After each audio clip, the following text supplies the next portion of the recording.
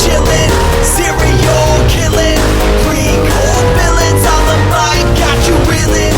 5-star rated from the floor to the ceiling. If you catch a 1-star, no time for feelings. Got a demon DJ on the ones and twos, by the name Beelzebub, so don't get confused. So grab a seat by the fire, roast them all over two, and prepare to hear the legend of the Straight Chillin' Crew.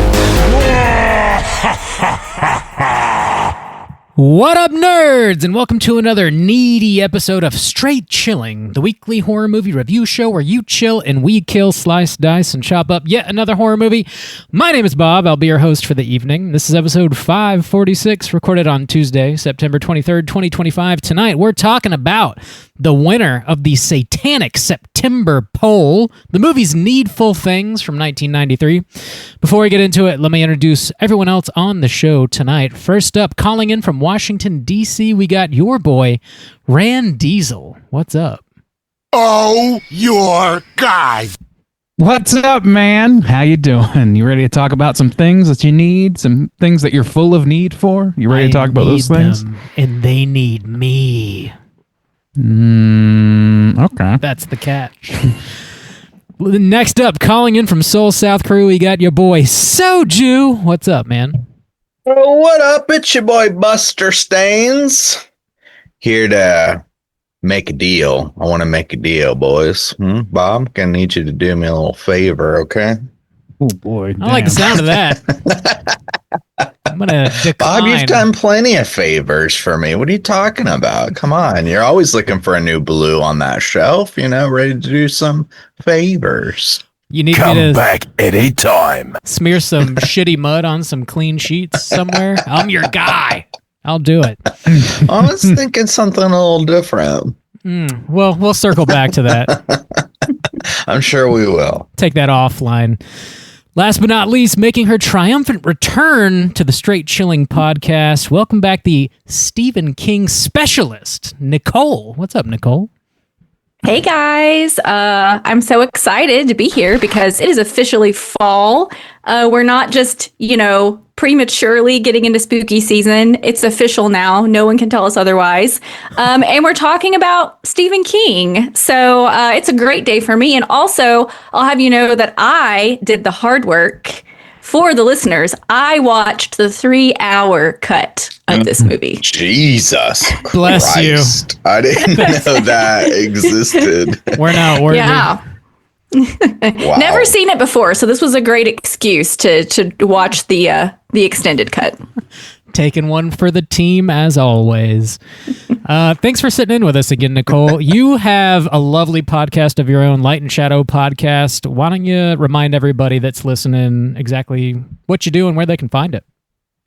Yeah, so as Bob said, it's Light and Shadow, a horror podcast, and you can find me wherever you find your podcasts, Facebook, Instagram, and I do a monthly show I've done a smattering of things. Sometimes I do a story time episode where I do just kind of like a spooky story.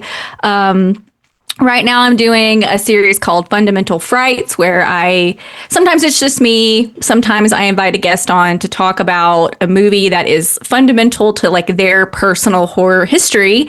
And on my most recent episode, which came out last week, Soju was on. And what did we talk about, Soju?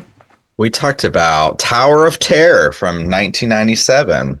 Yeah, so that was a movie I hadn't thought of in forever. It was a Disney Channel special classic. So so that was a lot of fun.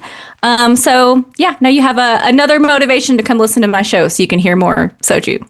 I know. Your most handsome guest, I believe. Yep, that's what I said. Oh, that's definitely. Thank God they objectively decided that with science. It's what you need for a podcast, Oh, yeah. Somebody who looks great on Good-looking camera. voice. That's what you need. Yeah. Yes, check out Light and Shadow Podcast everywhere you get your podcasts. We have some housekeeping on our end. Let's go ahead and tackle that real quick here. Our October poll is still posted over on our Patreon website. If you guys support us at the $5 level or above, you get the chance to vote on a movie we're talking about this October. Actually, 3 movies we'll be talking about this October. So our October poll is a little different. You guys are probably like 3 movies? 3 movies. Who's got time for that? What? Not us. We do. Not really. So the 3 hosts of the show, we program 3 triple features that are all connected in the theme. You guys are voting on the theme alone, and whichever ones, we will then let you know what 3 movies we'll be talking about.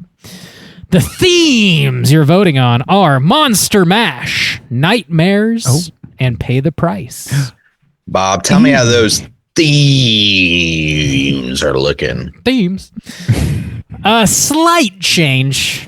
Nothing too crazy, though. Pay the Price still in last place with 13% of the vote. Nightmares creeping up slightly to 38% of the vote.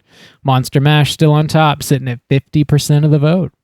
Whoa, well, you got one more week to get your votes in, people. We're heading into the month of October. Whoa.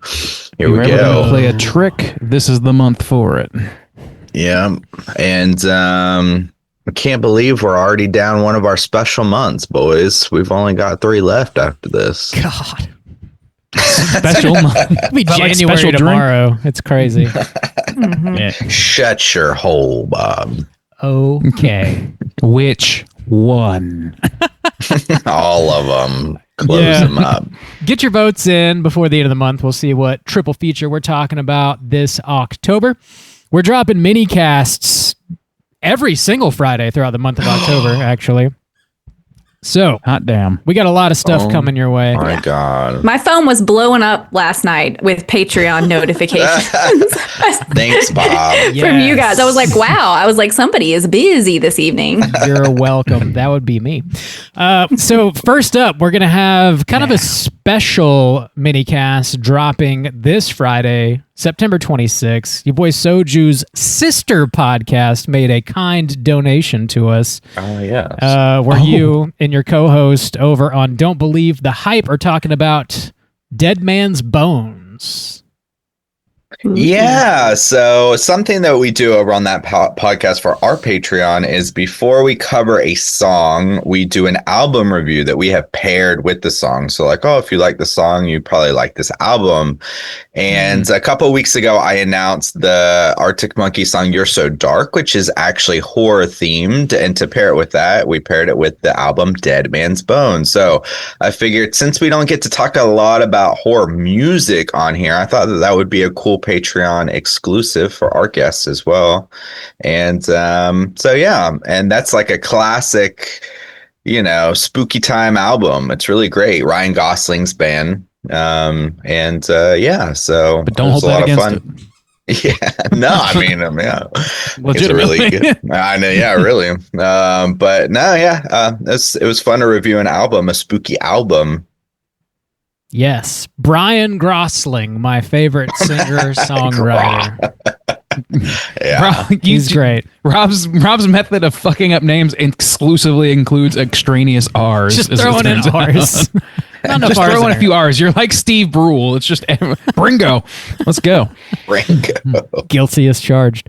We're also, throughout the month of October, going to be reviewing an episode of Simpsons Treehouse of Horrors, dropping every single Friday over on Patreon, too, like we have done the past few years. So we'll be talking about 6 years to be exact. 6 Bob. years, yeah.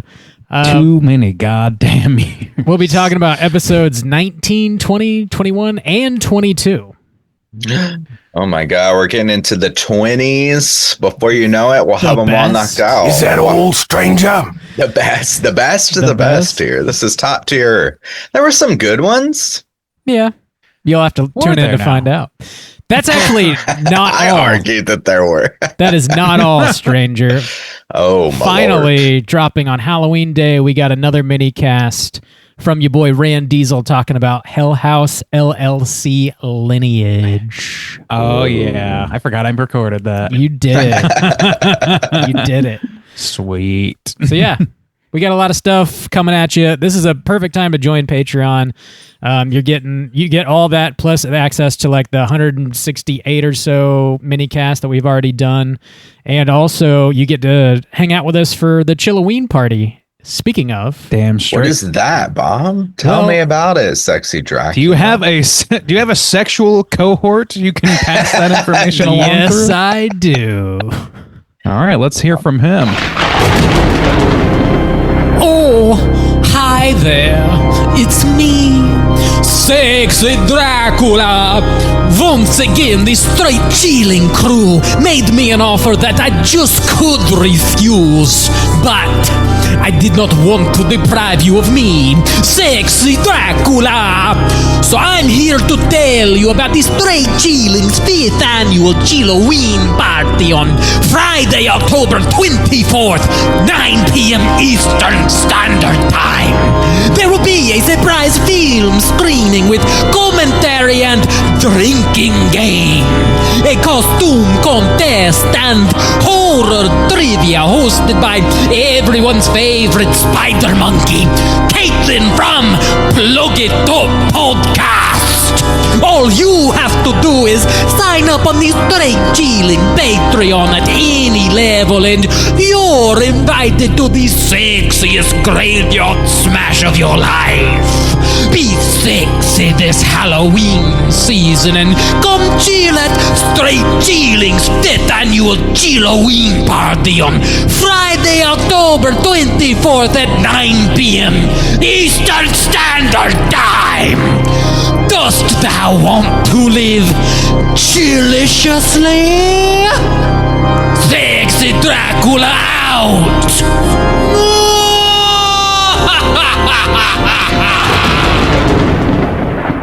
You can always tell a sexy Dracula by the amount of emphasis he puts on every goddamn syllable.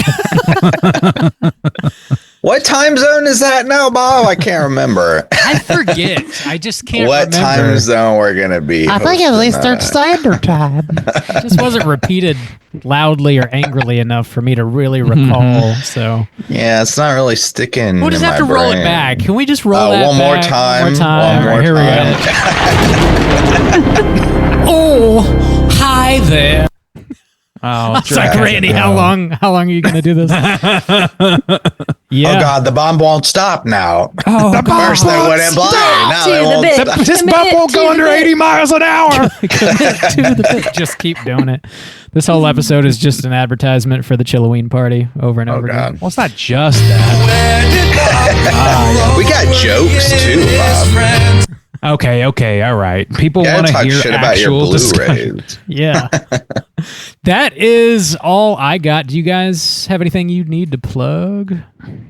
I think I do. I've been doing a lot of feature these days, apparently.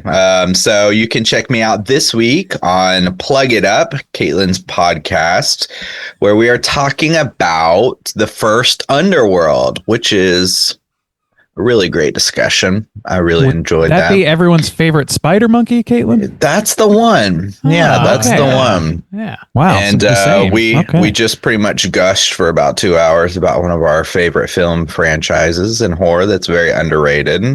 And also, too, don't forget to check out my Halloween coverage with Nicole over on Light and Shadow, because Tower of Terror is, in fact, a Halloween movie, and 'tis the season. So check that out as well. Do it. I think that's all my housekeeping. Oh. Me, Bob, you clean? Squeaky. This house is clean. Let's get into the main event. We're talking about Needful Things, and we're kicking it off with the back of the box. What's on the back of the box?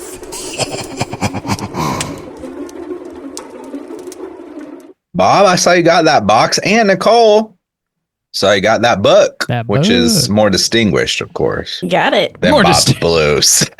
See, Bob, if you had a library, we would respect you a lot more. Now, if you had a smoking jacket and a roaring fire in front of you, you might be able to pull it off. But without the books, it's just no sell. I'll see what I can do. I'll see. that smell of plastic, it'll knock a man to the ground. Dude, this is...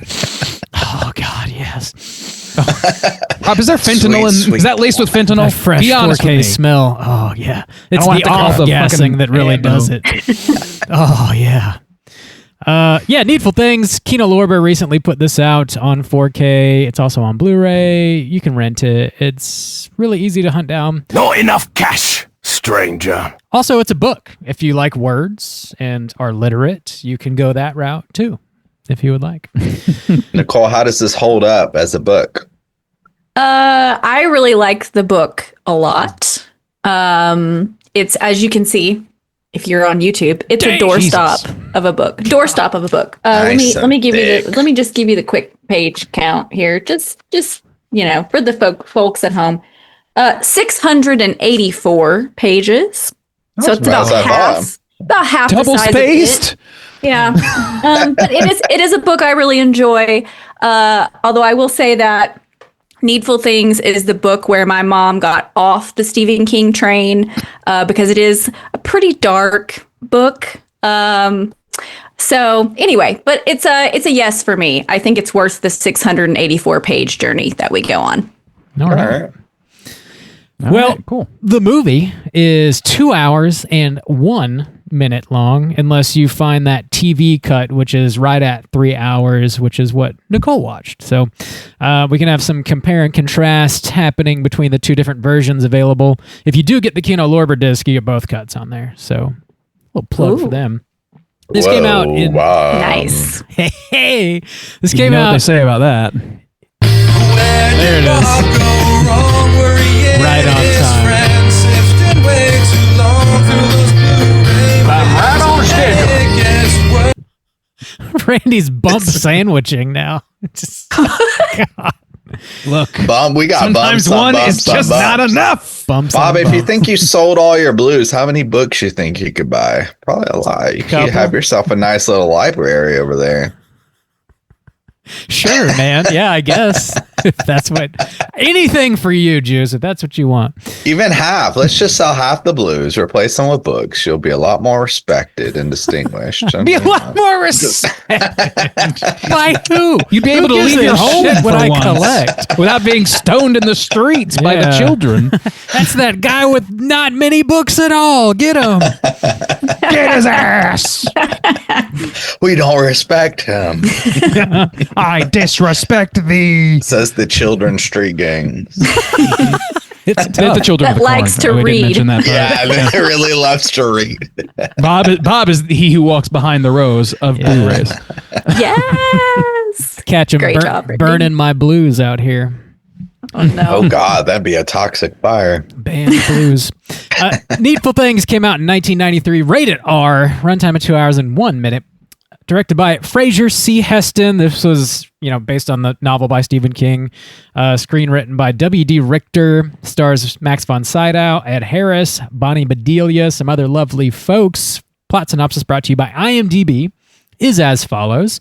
A mysterious new shop opens in a small town which always seems to stock the deepest desires of each shopper with a price far heavier than expected. Oh wow. Oh, your guy. Folks, have we seen this movie before, and would we recommend people check it out? Nicole, why don't you kick us off? I have seen this movie before a couple times. I think I caught it probably just on TV when I was young. I think it's one of those that was just kind of on a lot. And I would recommend it. And the main reason I would recommend it is because, Stephen King adaptations have a very checkered sort of reputation. They range from very, very good to the very, very worst. I think you can do a lot worse than Needful Things.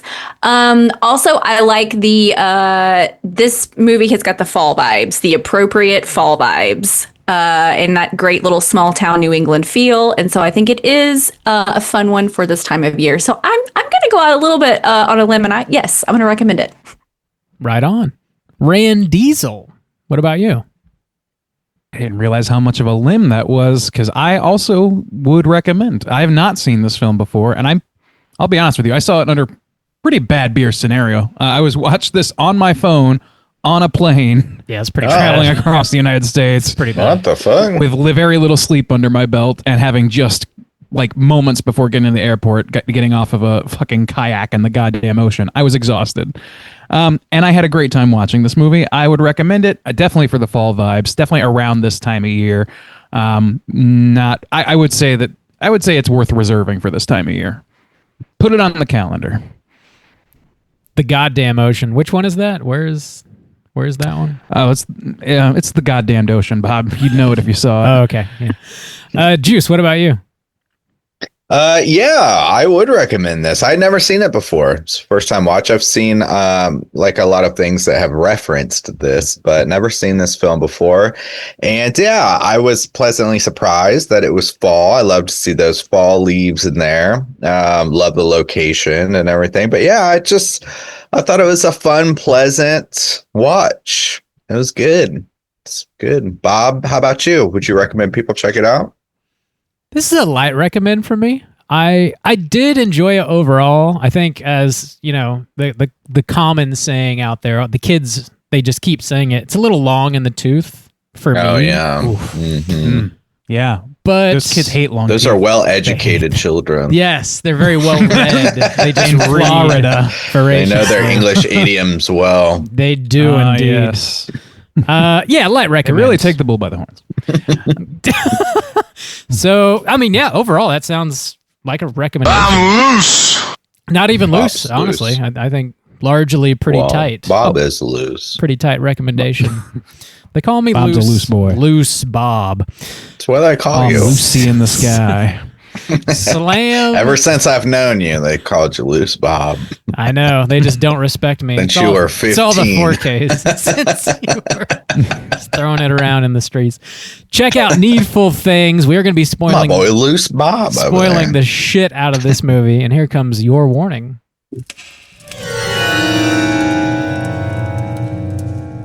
Spoiler warning.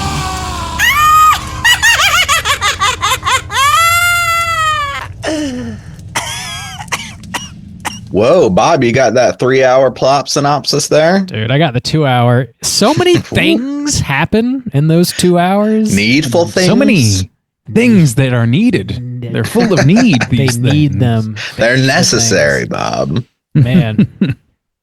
Yeah, I got it. I got it. Okay. Brace Well, yourself. Hit us with it, I'll I read. guess. I'll read quickly. I All right. doubt that. Feel free to go to 2 times speed at this moment. Since you don't have any books, I you know. know, you're I kind of can't. a slow reader. I can't read. Sound it out, Bob. Let's Yeah. go. Pronounced acetaminophen, Bob. Oh, what a very timely reference. That's Oh, it's gonna be very dated in a day when we put this out. no, nobody's gonna know what the fuck that means. Hopefully. All right. In the small New England town of Castle Rock, a new antique store opens up called Needful Things, and it's run by the mysterious Leland Gaunt. Several of the townsfolk wander into his store, and Leland always has just what they're looking for, but when they can't afford it, he just asks them for some simple favors.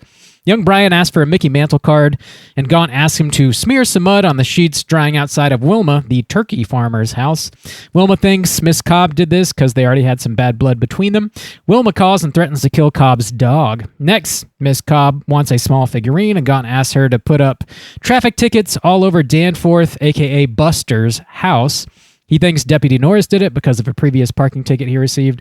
Then Hugh gets drunk at a bar, starts kicking the jukebox, and he gets thrown out. He sees his high school Letterman jacket hanging in the shop window, and Gaunt asks him to go kill Cobb's dog in exchange for it. Next, Polly Chalmers, Sheriff Allen's fiancée, is closing the diner for the night, and Gaunt appears and gives her a magic necklace that makes her arthritis go away, but she must never take it off. We also see bad blood between the Baptist preacher and the Catholic priest over the Catholic Church hosting a casino night. Sheriff Allen finds out about Danforth's gambling addiction and that he embezzled some city money. Danforth goes to the shop and finds an old toy horse track. Gaunt tells him the previous owner used it to know which horses to bet on in real life, and he got rich. Danforth takes it home and tries to get rich himself while Miss Cobb sneaks into his house and puts the traffic tickets up everywhere. Young Brian returns to Wilma's house and throws apples through all of her windows. She thinks Cobb did this as well as the muddy sheets. Cobb gets home to find her dog dead. She thinks Wilma did it. Cobb goes to Wilma's house. They fight with knives and kill each other. Sheriff Allen starts investigating all this, knowing there's got to be more behind the scenes happening here. He goes to see Brian, who has been given Dan's gun by Gaunt, and he threatens to kill himself. He says Gaunt is an evil monster. Allen manages to stop Brian. The priest slashed his tires outside the bar, where drunken Hugh gets thrown out yet again. He thinks Henry, the bar owner, slashed his tires. Gaunt gives Hugh a shotgun and tells him to go handle Henry. Allen runs a background check on Gaunt and finds out he never owned a previous shop in Akron, like he said. He goes to the shop to confront Gaunt, but he's packed up and left. Allen finds old newspaper clippings from long past. Meanwhile, Gaunt visits Polly and beds her down. He tells Polly Allen's been embezzling town money and that she should go check his boat out for proof. She does and finds a pile of money in envelopes that's been planted by the Baptist preacher. Dan goes to the police station to whoop Norris's ass for the tickets all over his house. Norris handcuffs him to his car. He drives home. Dan murders his wife with a hammer because he thinks she helped Norris put the tickets up and also probably fucked him. Gaunt calls Dan and tells him to come to the shop. Hugh goes into the bar, and Hugh and Henry kill each other with their guns. Allen goes to see the priest and tells him Satan is in Castle Rock and asks for help. Dan then uses explosives to blow up the church, and the priest insists it's not Satan, it's just those damn Baptists. There's now full-blown looting and chaos on the streets while Dan blows shit up. The priest is about to murder the preacher, and Allen shoots his gun in the air. Everybody stops and listens to his dope monologue about how Gaunt is behind all of this, and he's essentially Satan. Gaunt has Dan walk out of the shop wearing a vest made of explosives, and he threatens to kill everybody. Dan realizes he's been played for a fool, tells Gaunt not to call him Buster, and tackles Gaunt into his own shop, blowing everything up. Gaunt walks out unharmed. He tells Allen to tell his grandson Bob, who does not exist yet, hello, and that they will make history together in the year 2053, and then drives off. Roll Come credits. back anytime. Man, that's a lot of stuff. Woo! That's a lot of stuff. A lot There's of a lot of stuff. narrative pipe in this. Whoa. If I could start off with a note about Stephen King, Yeah. I think it might set a good tone for this conversation, and that is something that I recently started rereading Salem's Lot because it's another great fall story, and there's a concept in that book about little evil versus big evil, and how there's this concept of little evil is like just the everyday, like mundane stuff, lying to your wife or taking advantage of your neighbor, all the little like, shortcomings that we have as humans. I lie to your wife all the time. But like all the little ways that we I just ask you to. all the little ways that we like, just hurt each other as human beings, and how all that's in the world, and it's a bummer. And that this idea of big evil is where we have the vampires and the monsters and all of those things, and that we read about the big evil, and we like to read and watch stories about the big evil to help us cope with just the everyday, just mundane garbage. And so with that like fresh in my mind, watching this movie, I was like, I feel like that's what's going on here, And of course, Gaunt is our conduit for big evil in this movie, and I think he's like just a blast to watch. Big evil energy coming from Gaunt. Yeah, and tons of little evil just running amok in this story. Yeah, I honestly most of the little evil I would call kind of big. They do some fucked up stuff to each other. It's in real this ugly. movie. And there's That's also the thing is, there's sorry, a lot go, of Bob. like sort of context. I think we get hints of stuff that the characters have done in their past, and it seems like a lot of them have like inadvertently murdered people, like several of them have, which is kind of interesting. So it's like he's just like pulling the worst out of everybody intentionally to get them spun up because we have free will. more checkered So like he past than a can't Summer of Sky reunion. necessarily force people or can't. Yeah. So I do have some questions about that specifically, because he does even cite like, people have free will.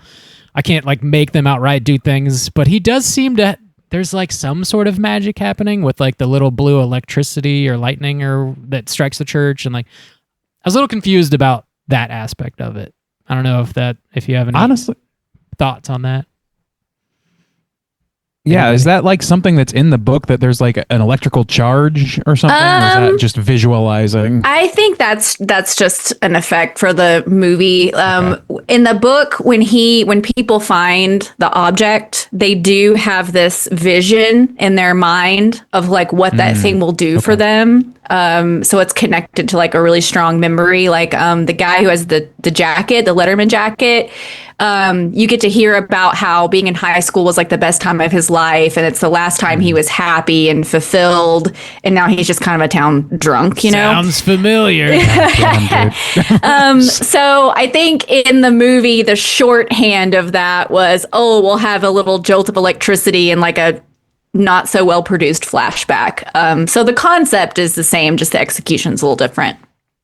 Yeah, that's what I kind of figured, because like it's a good way to do it quickly and like give it some sort of visual flair at a time where like that, I think, I don't know, like I feel like this story doesn't warrant it necessarily, but I feel like a early 90s like sort of like, I don't know what you can call this, psychological thriller horror adjacent thing might be required by the studio to have a little more visual identity. I feel like the little flashback probably was good enough, but they're like, this is a Stephen King movie, like put some sparks in there. Yeah, I need somebody that needs to get fucking electrocuted. I more than anything, like the big takeaway I have about this movie is I like, as much as I really liked it, I really feel like, and it's pretty much proven by the size of that fucking book, that to me that this is like number one on my personal list of Stephen King adaptations or Stephen King properties that could benefit from a miniseries treatment. I would really love to see like all these characters, their conflicts, their pasts fleshed out. Like I don't know, like there's some seems to be an overwhelming feeling of people thinking this movie's too long. I did not feel that at all. I wanted to know a lot more about these people, and I wasn't disappointed necessarily, but I would love to get more. So I feel like you could do a Lost Hour. Each episode is like a person, totally. you know. Yeah, you could do it 6 Feet Under style, where you open with like their past, what their past looks like, the object that is the object of their need or desire, and then you get to know them now, how their life's either fallen apart or whatever, where it is now, and then in some way or another they're intertwined with the townspeople and then gone. Like the formula writes itself. It really does. Because I like how the first few actually, there are other motivations, but the first few that really start to make an impact are very just emotional based things. They don't really do anything much for the owner. And so, because like the first one, I like how the kid wanted the baseball card, but his motivation was because it reminded him of his dad, who I assumed had passed away, right? Didn't they mention that his dad was dead or something like that? So it reminded him of his dad. And then the woman with the little figurine, it was because of she killed her husband and he had broken it. And it was like part of her abuse. And then the guy with the jacket and the high school thing. And now he's just a drunk and no one respects him. So, you know, later it becomes the guy wants the horse thing for the money. And the woman wants the necklace because her hands hurt and stuff like that. But at first, people are just doing things for items that are not really valuable. Like it's just to like help their emotional state in a kind of way. And I like how, you know, especially the woman, she's got this little figurine, it's just sitting on the shelf and she just goes and looks at it. It doesn't do anything. It doesn't really help her life in any way, but it's enough motivation to hurt others because of it. So I thought that was pretty impactful. Another interesting thing about the objects that's a little different in the book is that they're actually all garbage. So like the baseball card that Brian sees, like later on somebody else sees it and it's not a signed Mickey Mantle baseball card. Like, but so each person he only sees it as that. That's fascinating. Yeah. That's cool. So like that's not a necessary part, but it makes it even worse in that way, that you like gave into the worst part of yourself, and not even for something that was real. Yeah. That's I like awesome. that. I fucking Honestly, like that's that. pretty cool. That's pretty cool. Yeah. I mean, Guess I can tell. Go ahead. Sorry. I was going to say, like, it makes sense that they wouldn't be able to do that. Like in this movie, that's already kind of like, it's already reaching the capacity for the length of a popcorn movie. So, yeah. I do like that though, because there are things, I mean, like I see these videos too. It's like such a bummer, but the dudes go in to get like the Pokemon cards, and these like grown ass men go and just like scout these Pokemon cards. And I'm sitting there and I'm thinking about like Pokemon cards don't matter to me at all. You know what I'm saying? It's like things that like people covet and just like, I need to get that, and I gotta like fuck over children to get that. And I know they're like making money off of it and stuff like that, but like the aspect of somebody else seeing something that's just garbage, just like that's kind of how I feel. It's like, why would you just be such a fucking dick to children, just like for those kind of things? Like, man, that story last week or whenever it was of the woman like getting upset at the baseball game, I forget which game it was, and demanding taking the ball, a kid give her ball back, her foul ball back. It's like, that's fucking repulsive to me. I mean, I can understand. I have nostalgia for Pokemon cards. I could see myself buying a pack for a whim, for a lark, for $3 For a but I'm not But like, not if you don't screw get over any sort of children. like, no, I would not scalp them, because that takes the joy out of it and turns it into a fucking business. That means I'm just trying to profit off of something I used to care about, like podcasting, and I don't want to do that. We used to love this, and now it's just it's all all about the about the money, money. boys. It truly. I'm all about still trying to figure out what to do with my other two monkey hundreds paw of girls. dollars we make over The riches flow in, but at what cost? Truly, The idea of people being willing to like screw over their neighbors in order to get an item does feel very like American and like understandable, and I think that's a really, really strong theme in this movie, which is why I kind of wish they pulled out the more magical elements that are happening. So, I mean, the lightning and like, the blue whatever crawling all over people for sure, but also there's like some other moments, like one that comes to mind where like he has money and he pulls his wallet out to like buy the jacket, and Gaunt's like, no, I need you to go murder a dog. And he's like, yeah, no problem, dude. And like, he just does.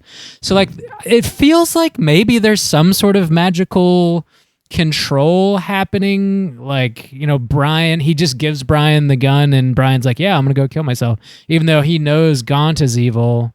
Like, I don't know. There seems to be, maybe I'm reading too much into it, but maybe there seems to be, I don't know this. some kind of control. At least for Brian, I felt like that was a natural conclusion he came to after sort of like reckoning. Like, I think he was given the gun, but I think that he was just manipulated through that process in order to feel guilt that would then make him want to kill himself. He felt so guilty. Like, and that's why he was like giving up the ghost a little bit in the moment, and didn't like fully go through with Like, it, or wasn't able to.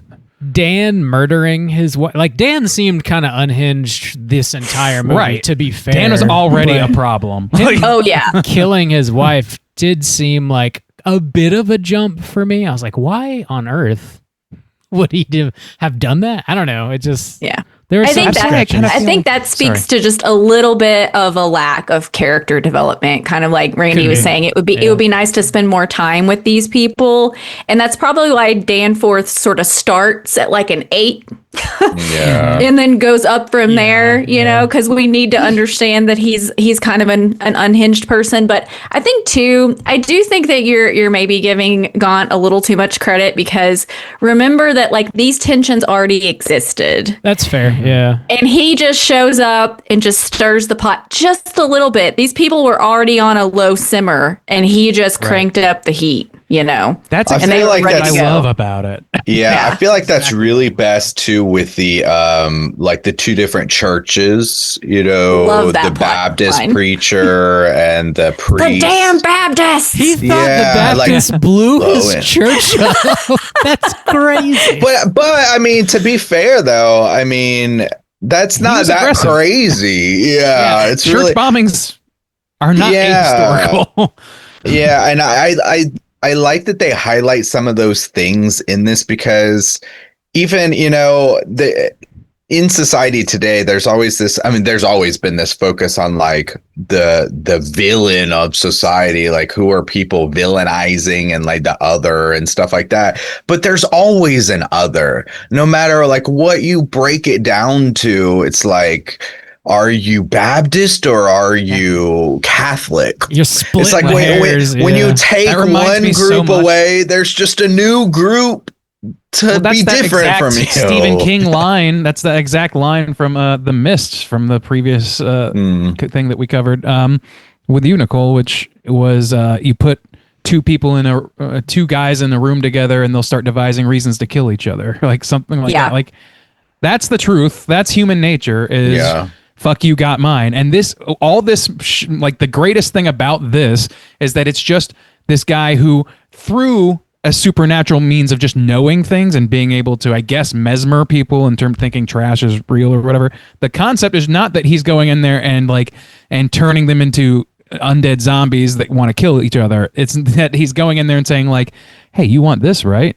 All you gotta do is this little thing for me. It's like, it's the most natural impulse in the world. You want to get one over on this guy, then deal with this other person you don't know anything about. That's how bad blood starts. That's how bad blood continues to start all over the world continuously for all time.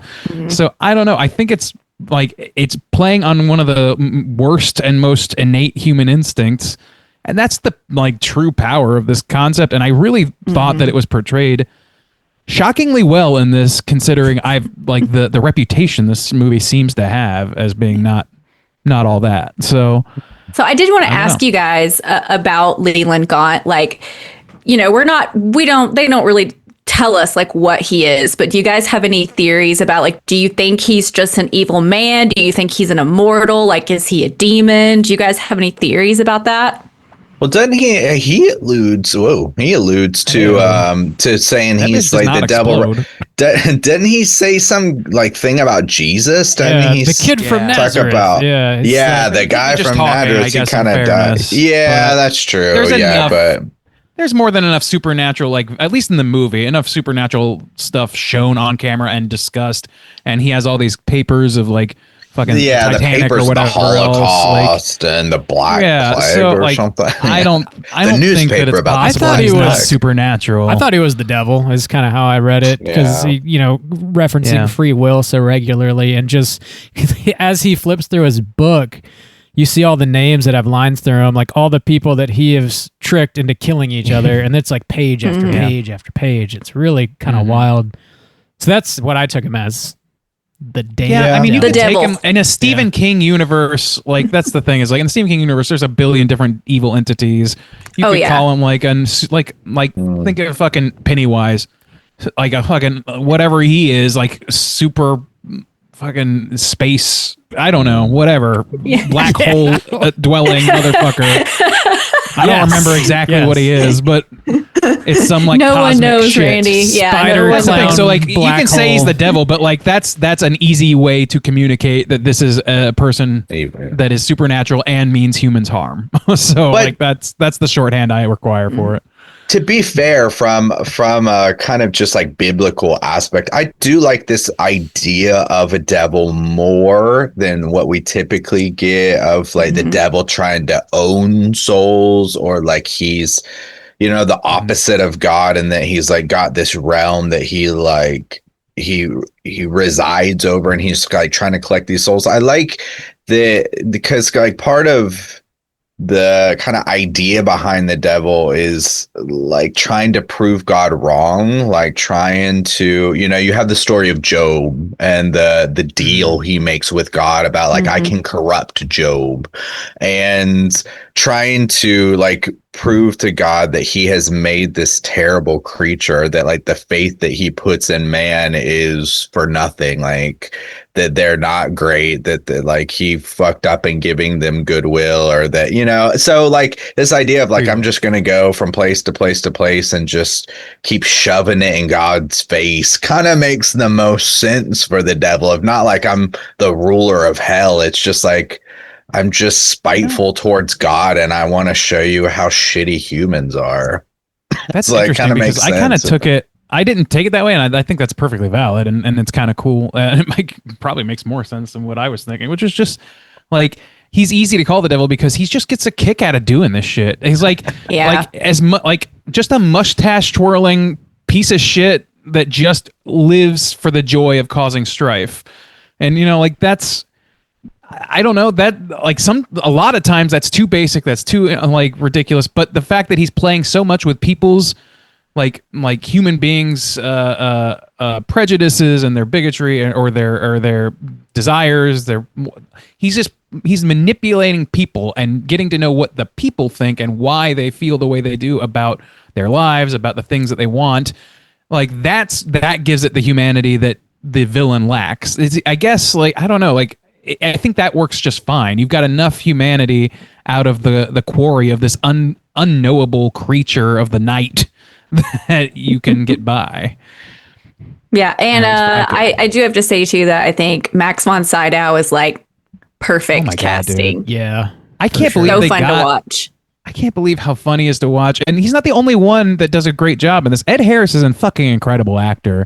Yeah. I really like Bonnie Bedelia. I don't think her character was given. I thought her character was given the short shrift in this. I really like her as an actress, though, and I don't know. Everybody in this is putting forth a great performance. That guy playing Danforth, JT Walsh. Mm-hmm. That dude, I could listen to that guy fucking read the phone book. He's got an amazing voice.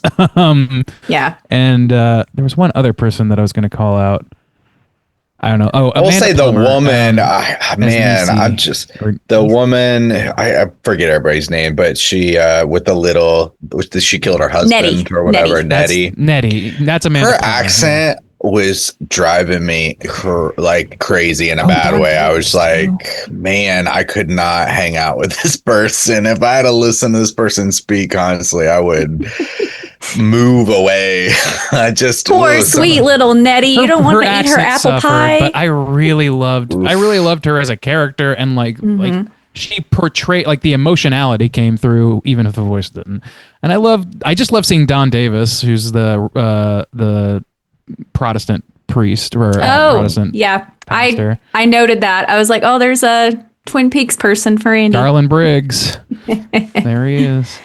I really thought the whole cast was pretty good. They were all fun to watch. And there's one of the extra scenes in the longer version is Polly and Sheriff Pangborn are on his boat together, and he has on the 90s heartthrob. He's got the white sweater and the light jeans and the little boat shoes. And they have a little banter on his boat, and it's just adorable. It's so sweet, those two. I could use that scene because the boat comes out of nowhere to me, but yeah. Also too, it kind of ramps up suddenly. At first it's like, go smear some mud on this bitch's clothes and go put some tickets in this, and then the fucking dog is skinned, and you're like, God, murder with a hammer. Explosion. The escalation goes nuts. I love the third act when just people you don't know a goddamn thing about start fucking attacking each other with goddamn scythes and shit. All kinds of shit's going down. It turns into that fucking Anchorman fight scene. It's insane. People are blowing up goddamn churches, setting them on fire. Both churches get burnt down in this fucking one incident. All because this guy's just fucking around with people behind the scenes in just the perfect Machiavellian way. It's delightfully evil. It is kind of fun in an evil way to see how kind of easy it is, because it does of course we're playing it as a drama here, so it's very dramatic in what happens, but it's plausible enough. Of course, if somebody fucking skinned my dog, that's but the escalation of God damn it, somebody fucking, broke all my windows and then somebody did this to me or whatever. Some of them might be a little stretch or something, but I thought it was like, yeah, I mean, people do that shit, you know, they escalate, they try to get one up, you know, over on somebody, or Without like they're knowing not gonna, anything. Yeah, they're not gonna You let know? this slide, and dude. yeah, just the arrogance and the pride that goes into it. It's reasonable enough, you know. Well, and it's kind of wild, like when Nettie and Wilma finally like have their confrontation. Nettie's like, "You killed my dog," and like Wilma's not even like, "What?" Yeah, What are you she's just talking ready about? to fight her. She's They're like, "Fuck just- it, bitch." Yeah. Yeah, they're just so ready to They're go already that it just doesn't even both matter. Pissed off. Yeah. Bob Yeah. can say something there. Wilma just gets a face full of that shitty mud, man. Like, it's pretty rough. She could easily just like stop walking into the sheets, but obviously, like for the camera, she's like, "Oh no, there's shitty mud." Yeah, she did a full everywhere." Chevy It's like, Chase fall into that shit. It's God. ridiculous. It's unpleasant. I mean, you just I got to don't know. go murder somebody, you know? This movie reminded me more of Midnight Mass than any other Stephen King thing that I've seen. Yeah, yeah. Like, I really, and I love that. We all did. I mean, I don't think there's any secret about that.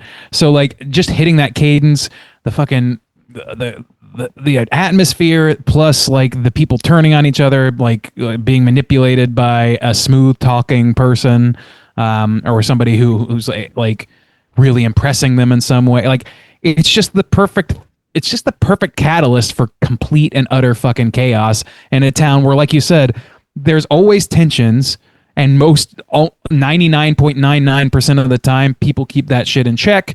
They might bitch and complain to each other. They might even make snide remarks, but it almost never goes beyond that, because people are capable of being adults usually, until they are pushed in the right direction by the wrong agent of chaos. You know what I mean? It's just kind of a perfect setup. One thing I wanted to touch on that like did not quite work for me is when Sheriff Pangborn is like trying to figure it all out. And he's been like calling to be like, "Hey, is this guy really from Akron?" Whatever. But when he finds all of the newspapers of like all these world events, and that's like the smoking gun for him, that this man is like not a human being. That's what he says. But I was like, that's a little thin, because I'm like, first of all, you're in an antique store, and like the man can have vintage newspapers, and two, it's like Nazis, atomic bomb, giant world tragedy, 2 murdered in Castle Rock. Like, Yeah, you know, it's like the fucking New England Gazette versus the New York Times, the Tribune, like all this shit. Yeah. So I would love to have seen a little more subtle like investigation where Alan realizes what he's dealing with. It's not a huge knock, but that always has not quite like gelled for me. They do have another moment where they're sitting together, Alan and Gaunt, and they're having pie, and Gaunt is like, "Damn, I wish I had some cheddar cheese to put on this." And right then and there, you know, he's the devil. Dude, I have never got that show. When he said that, I was like, "What the fuck? Cheese on some apple pie?" It might be a That's Stephen a thing. King thing. Do you know that that's a thing? I know it is a thing. Okay, all right. I didn't. People do it. Because like I learned that from movies. I didn't know that, and then eventually I did try it, and it's not bad. Okay, so that is a Stephen King quirk, though. He puts weird food in his books, and I assume it's New England, old New England stuff. But like he talks about like ketchup and onion sandwiches and Oh God. all kinds of wild stuff. Like I would love to start like an Instagram just making all of the weird Stephen King foods that we come across. Anyway, Do I it. digress. Take that. Don't want cheddar Clip this cheese out on because my we're doing apple it. pie. We're doing that. No. We are doing that. Gnarly. Yeah, I don't know. It's not that bad. I tried. It's not my preferred way of doing. I prefer ice cream, but it's not bad. Yeah, because you're not a psycho. It's all dairy. It's all dairy. Can't prove that. It's all dairy. Yeah. Any other major points you guys want to hit on before we rate this thing? Well, I want to ask you guys another question. Yeah. Especially Bob, since you are a collector, what object would entice you in Needful Things?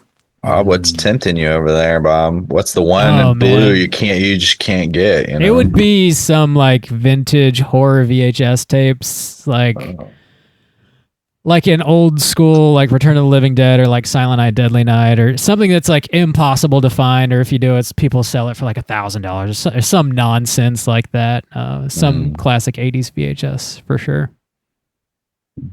Anybody else have thoughts? I'd be I don't know, throwing man, 'cause- shitty mud on everybody's clothes. That's the thing is like I can't think of a whole lot of things that would make me want to slash somebody's tires. If somebody like said, okay, well the price of this is for you to go slash this person's tires that you don't know that much about and don't care about, and I was like, no, well, even that's so that fucking aside, shady. like because none of these Just people something you really know. want, yeah. None of these people know they're going to there's be plenty asked of to do things I something want. terrible. They're just drawn to an object, you know. I can't yeah, think but of like anything I'm trying to think of the thing that would drawn actually get me to cross that line. But Yeah. there's plenty of things. I that mean, I nothing. want, but That's why, like, I Right. feel like there's some kind of magical element happening. Even if these people dislike each other, like some of them don't even really seem to know each other at all. So I don't know. I think there's some kind of magical element happening. But Randy, Like what even would you from an murder emotional sense, yeah. What would you I murder genuinely for? don't know. They like he'd have to surprise me. I don't for? fucking Apple and cheese have pie. any idea. Would that do it? That's Like, the I one. can't think of That's the one. anything that I can't just buy right now with my own money. Well, you're a lucky Must be man. nice. I mean, but even just like Fucking keeping Soju things- Musk over here. It's just like, I mean, unless it's some fucking estate or some shit, I mean, which is not a thing, you know, there's no item that entices me to be like, I gotta have that item. There's nothing that. Like if it could be a magical item, like something that like allowed me to fucking teleport or something like that is Sure. just not then possible. I'd kill then- everybody. Yeah, I'd do anything. No, but like that's where it starts to turn my head a little bit. But if it's like just like I'm not going to do it for just a collector's object or even like an object that's sentimental to me. Like I thought actually, you know, I did have this thought when I was thinking, I was like, what kind of like personal item would I really want to have back that would be incredible if I came across in a store? And you guys will remember this. When I was in high school, our buddy Chris gave me this thing that it was gifted to him by his aunt or something on a trip, and it was like a little ivory elephant necklace. And I used to wear that shit all the time. I don't know why. I just really liked it. I just liked it, and I wore it all the fucking time. And eventually, it like broke off or something, and I was really bummed about it. So like. That's the sort of thing that I would be like, oh, fuck. If I saw it in a shop, I'd be like, oh, yeah, cool. So if that answers your question, hopefully. Yeah, But that's a great. I I think would it's a not great do answer. anything to anybody for it. Yeah. You know what it is? I think so. I love antique stores, and that was my first thought when this movie started. I was like haunted antique store. Like I'm hooked. Like he would have me hooked. You know, I'd be in there all the time browsing through the dusty stacks, and I don't really know Just what my racking up object bodies? would be.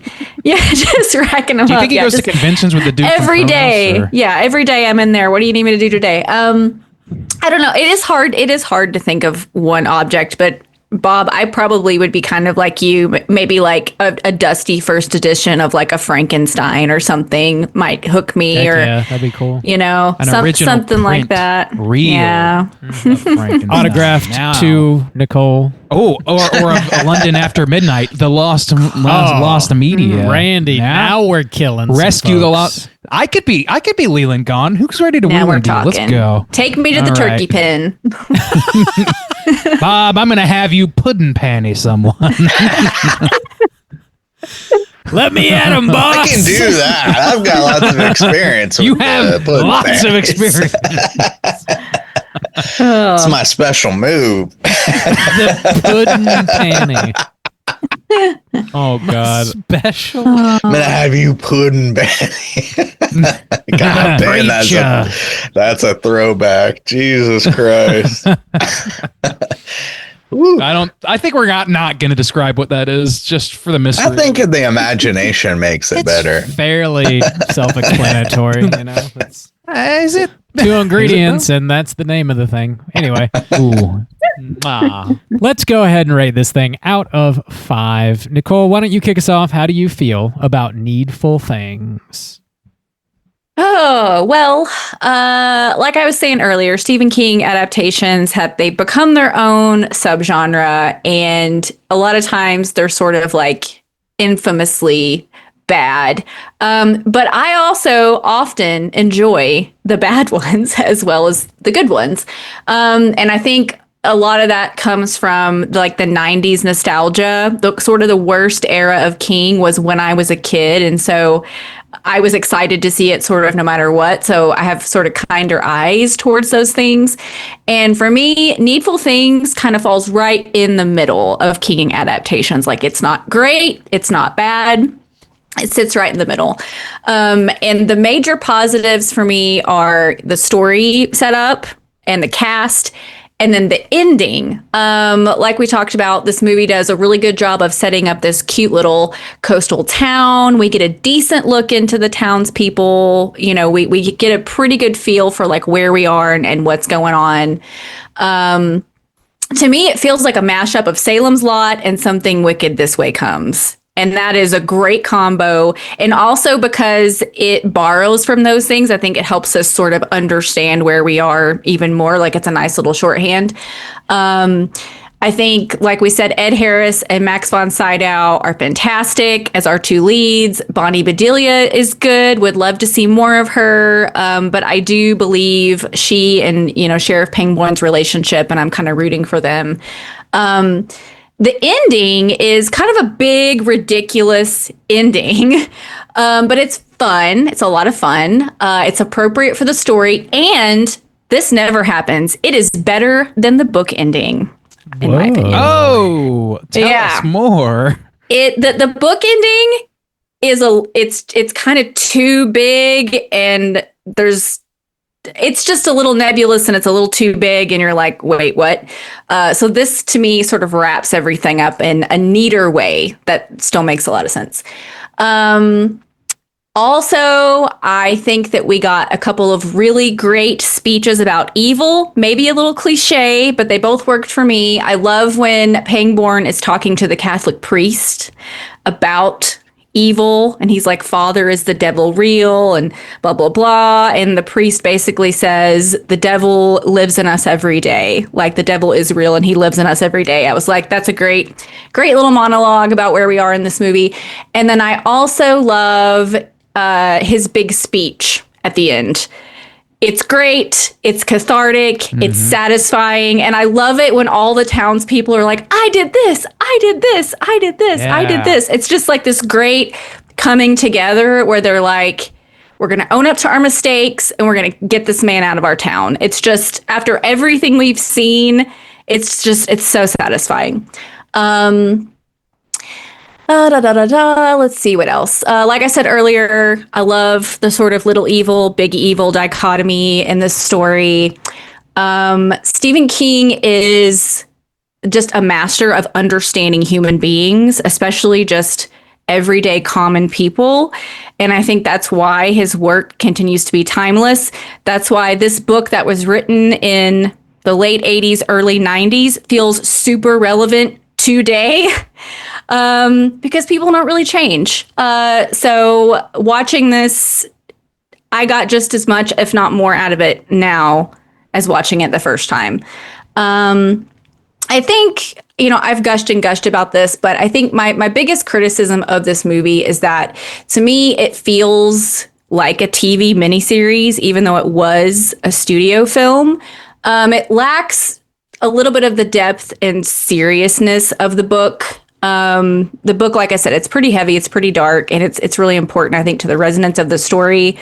And I found myself in this movie really engaged up until Nettie and Wilma's death, and then it drug a little bit for me after that. And then, of course, like I said, I think the end was great and brought it all together. But saying that, I really enjoy this movie. It's perfect for turning on a fall afternoon. It's also a great one that, like, you don't even need to pay attention to it. If you want to put it on while you're cooking chili or putting up your fall decorations, like, it's great for that. It's got flying in a plane. It's got a great little soundtrack. So also I had made this note, and you mentioned it, Randy, but I think if we could get an 8 to 10 episode series of this story, I think it would be fantastic. I really miss those yearly King miniseries that we used to get in the 90s. Bring it back with Needful Things. It would be great for everybody. But anyway, for the 3-hour TV version of Needful Things, I'm going to finally wrap it up and give it 3 stars. 3 hours gets three A stars star an hour. from Nicole. Rand good Diesel, return. how do you feel about the 2-hour cut?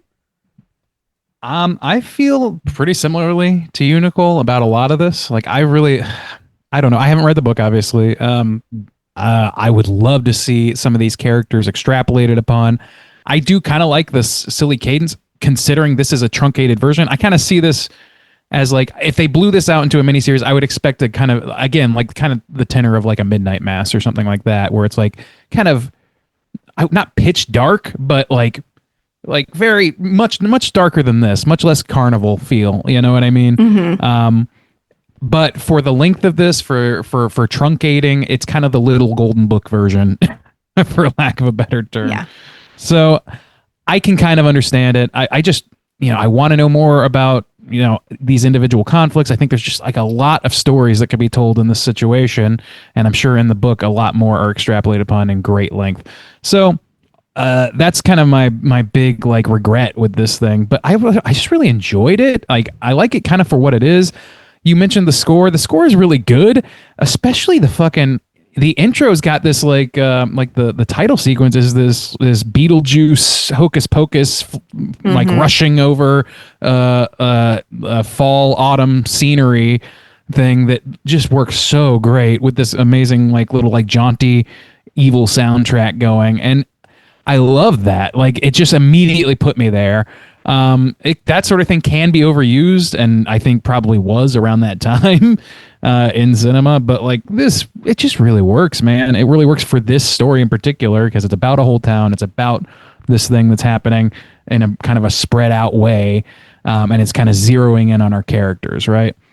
I don't know. I love that. I love watching all these characters do their thing. JT Walsh, that's his name. JT Walsh is incredible in this. He plays such an incredible like scumbag piece of shit, like manipulator and opportunist. Ed Harris is like just a perfect everyman insert character that knows his shit, but also I don't know. They can kind of see what's going on, but is a little tethered to reality and is unable to see it for its full scope right away. Max von Sydow is Max von Sydow. It's incredible. It's incredible work from him as always. So I don't know, man. I have a hard time giving this even as low as a 3. I think I'm going to give it a 3.5. I really enjoy this. I would like to see the 3-hour cut. I don't know that it'll improve things for this iteration of it, but I just want more. And like, that's the best I'm going to do until until Mike Flanagan gets tapped finally. You do get more time with the characters. Really, the story doesn't change at all. You just get a little bit more time with everybody. So it's on YouTube for now. So you can find it on YouTube. Yeah, I'd like to do that. And like, I don't know, the ending didn't bother me at all. Like, I think it's like the natural conclusion of things. Like, I'm used to seeing like the trope of Stephen King stories. Stephen King doesn't know how to end stories or whatever and all that shit. I don't have a problem with this. I think it works really well. It blows out completely, and then you have this really cathartic moment, like you said, with the speech where everybody turns on Gaunt, except for the one guy who's just like destined to be a piece of shit right up until the end. It's just peak cinema. 3.5 stars. Peak cinema, 3.5 stars out of 5. Juice, how do you feel? Can't get any better than this. Solid 1 star. 3.5. Yeah, I like this pretty good. It was a nice, just kind of light watch, and maybe because I'm used to the style of like the 90s and stuff like that. Nothing really bothered me about the production or the look or the acting of it. Really, I think my biggest problems are just that. Yeah, I don't know. I don't want to see a 3-hour version of this, to be honest, but it does feel a little thin, I guess, in some places, but also some of the time, like I didn't enjoy my time with the gambler as much as I did with other people. Like, I really do like the small town feel. It's almost got this kind of like Springfield-esque vibe where you can easily jump to different characters and they're not that hard to figure out. They've kind of got like 1 or 2 key distinct aspects about them and a motivation, and it all just kind of makes sense and works well together. But having to spend so much time with like the gambler, or also I think the fiance doesn't get a whole lot. And I feel like we maybe need some different motivations too. Like hers actually like made the most sense of, I have this crippling disability that brings me pain and like deeply affects my life in a terrible way. And all of a sudden that's taken away and I get to be a normal person. And then it's taken away again. And you have to like beg to get it back almost. That even like pushing it to those ends makes a little bit more sense. And I kind of maybe wish we got a little bit more of that or something. I don't know. I was a little not disappointed, but when the end happened, I was like, yeah, okay. I don't really know how to fix these things. I don't have like a suggestion. I just think it was just things that I was like, hey, it started off stronger than I think it ended for me. Like I agree, after the death of Nettie and the turkey lady, I really just kind of started to drift along more instead of being engaged. But I really like the setup and the atmosphere. I love the small town. I love the autumn vibes. Soundtrack is good. I love how evil this son of a bitch is. And he just, I love when he's in the shadows and his fingernails get long and dirty and his teeth get fucked up. And, you know, he's really evil. And even the little building that he's in is a spooky, you know, it's cool. It's got good vibes. It's got really good vibes, really good atmosphere. And yeah, it was a pleasant watch for me, but nothing like super special. So I think I'm going to give it a 3 as well. Bob, out of 5, you seemed the loosest of us all. Yeah. I'm loose. I think I am. So where are you going to rate this one? Give us your wrong opinions. Bob, let us Tell us why we're ignoring you today. Oh, I will. Yeah, a little looser on this one than you guys. This to me like is just begging to be a miniseries, like painfully, desperately wants to be, but just isn't. So it's in this weird kind of middle place where there's a lot of stuff left in the story that I think they could have removed and it wouldn't have actually affected the story in any way. It would have just cut the runtime down. Or you could go the opposite direction and, you know, have a full-blown like 8 or 10 episode miniseries where you really focus on like 1 or 2 conflicts per episode and you really get to soak in these characters in these small town kind of vibe and interactions. And I think either one of those would have worked better than what we got here. So like maybe... potentially I would have preferred the 3-hour cut, but the 2-hour cut felt way too long to me. It needed to be like 90 minutes, I thought. We didn't talk a whole lot about Polly, but Juice, you mentioned her arc a little bit. Like you could take that entirely out of this movie and it wouldn't change a damn thing, really. And like she didn't actually ask for anything, because how could she ask for a magical Egyptian necklace to fix her arthritis? Like, because it doesn't exist, right? So like he just gives it to her. And then she takes it off, and then he like has sex with her or something, or like they're laying in bed and he's like making out, and then the scene cuts. So you're like, I don't know what that has to do with anything. I don't know. There's just like little bits and pieces that just don't add up that you could have entirely removed. I think. Shouldn't interrupt. So yeah, there was definitely the second act bogged like pretty hard for me. The setup at the beginning is very interesting. You're like, okay, figuring out like these are the pawns and he's moving them on the board and like, you know, getting these people angry at each other. And like, as you do learn about the characters, that's the most interesting part of the story. I think probably could have just used more, because those quick little flashbacks only get you so far. But like Alan proposing to his fiance and like all of that felt like it was really going to have a lot of meaning. And then by the end, when she finds the pile of money on his boat, he's like, Gaunt's a liar, that's not true. And then that's just kind of it. And like he saves the town. I don't know. It just doesn't really conclude at all in a satisfying way, I don't think. But I do like just the general concept of this, like, you know, the small New England town where like everybody knows everybody and like they're all probably a little too close to each other and like a little too nosy and, you know, or maybe a little too fed up with each other. And this guy gets in there, this stranger, and just starts making everything worse. You know, screwing over your neighbor to get some sort of like item that you covet, I think really is a great underlying story for this. And like the devil keying in on that and, you know, basically tricking people into murdering each other, I think is a really like perfect kind of Stephen King type story. Big time fall foliage here. They got that going for it. Overall, a little too long. Second act, a little boring. The ending was cool though. I was pretty into the ending actually. So kind of down the middle here, 2.5 out of 5 from ya boy Bob. I'm loose. That's going to put our aggregate at a 3 flat for Needful Things. All right. Damn. Seems appropriate. All right. There you go. So, Ray and Diesel, why don't we jump over to our Rotten Tomatoes segment, see what the critics and users have to say about Needful Things. Certified fresh to death. Well, you got it, boss. Here we go. Here's the Rotten Tomatoes segment in which I'm going to have these folks guess within the best of their ability what the aggregate positive score is for Needful Things on RottenTomatoes.com. Starting, as we always do, with the tomatometer or the users. I'm going to go ahead and give our esteemed guest the chance to guess first. So, Nicole, what do you think those 27, did I say this? There are 27 reviews counted here. In the tomatometer, excuse me. What percentage would you say are positive reviews? This is so hard. I feel like so many factors go into this. But I am going to take the comedy number this evening. Give me a 69. Oh, shit. 69 dudes. 69 Wow. dudes. I see.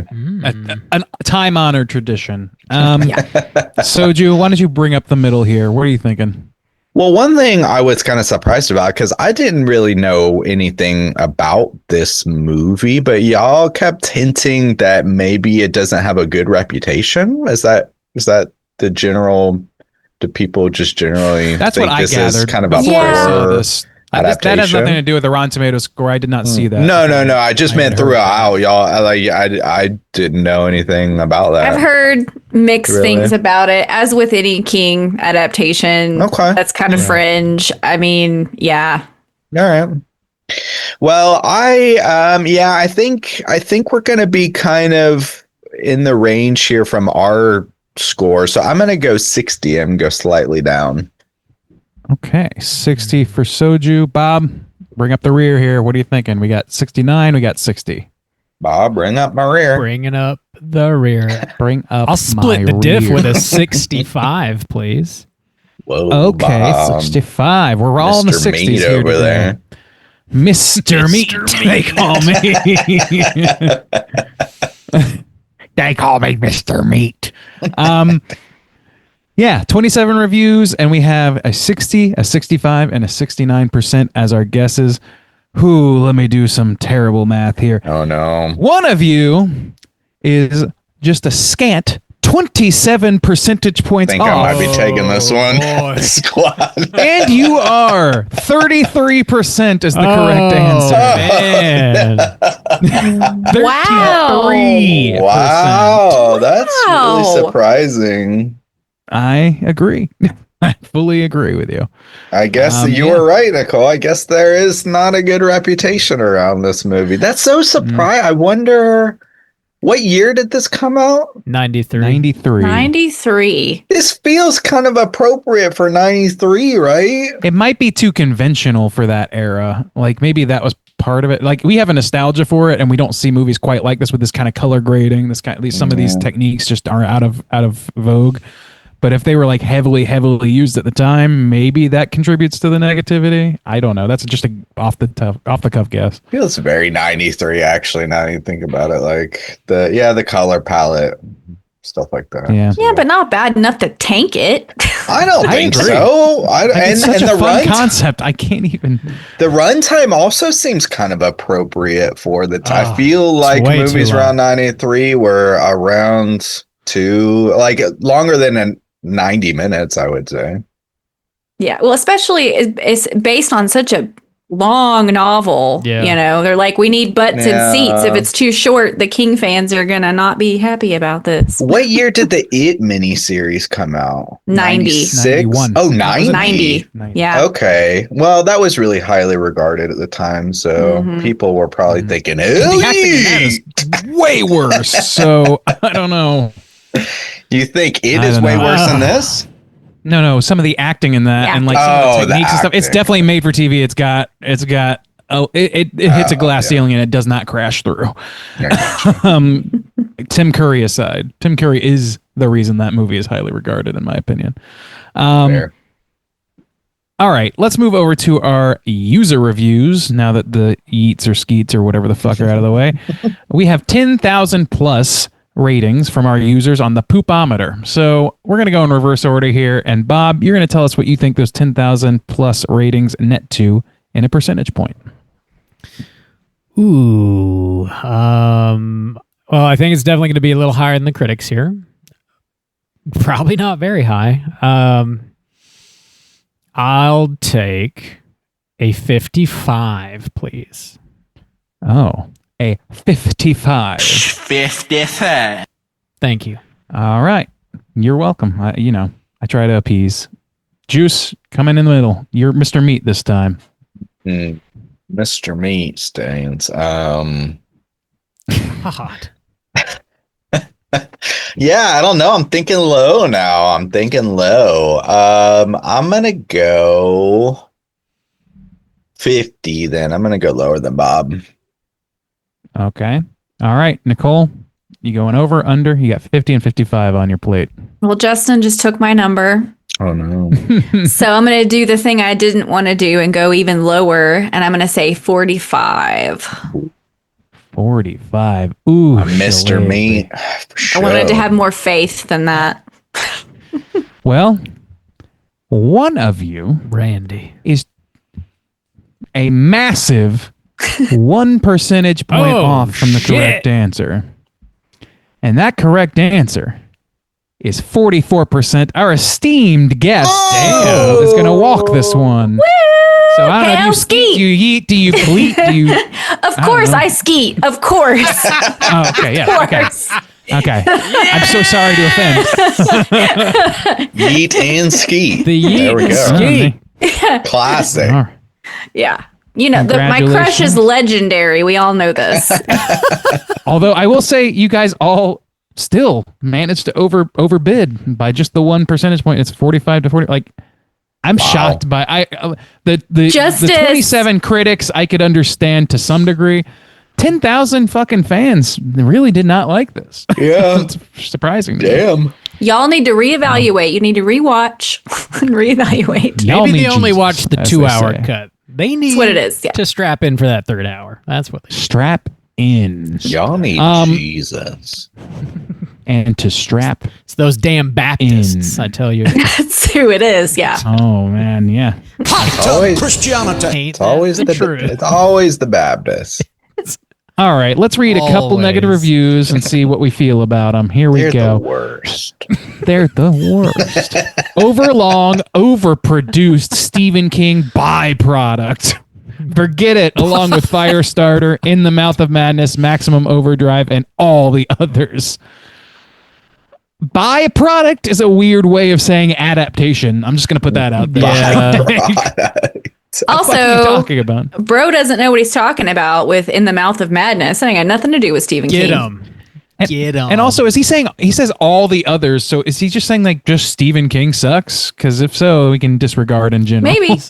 all adaptations, I guess. Here's another negative review. Max von Sydow has some good lines, but he delivers them in an utter vacuum. All right, I guess. I didn't see no Cool. Dustbusters myself. Disagree. Yeah, hard disagree. One more. By the end of the film, I couldn't care less if the town's entire population had been dragged down to Lucifer's fiery abode. Well, you didn't get the key message, my friend.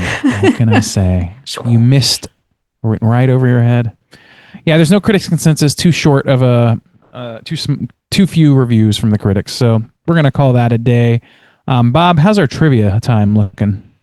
I have these. Yeah, I've got some things we can get into. Let's do it. It's totally time for trivia. For trivia. All right. So Stephen King's original novel also featured a return appearance by Ace Merrill, the bully, played by Kiefer Sutherland in Stand By Me. Is that true? Can you confirm that, Nicole? Yeah, in the book, yes. Ace Wait, Merrill's say in that it. again. Who?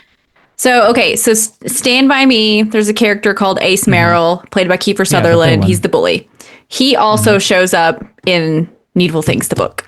Oh. Because in the book, it's both okay. Castle Rock. They're both set in the same Right. town, Castle Rock. So I can't remember his arc, but he's in it.